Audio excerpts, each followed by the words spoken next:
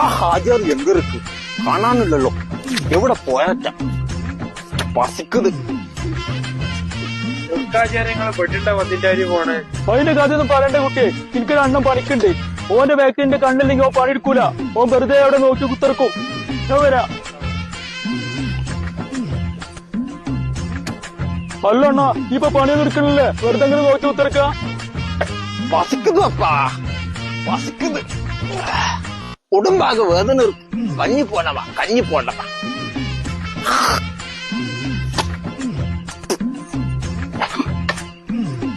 അണ്ണോ, ഈ പണി കഴിഞ്ഞിട്ടേ നമ്മൾക്ക് അവങ്ങനൊക്കെ തട തുറക്കാണ്ട്.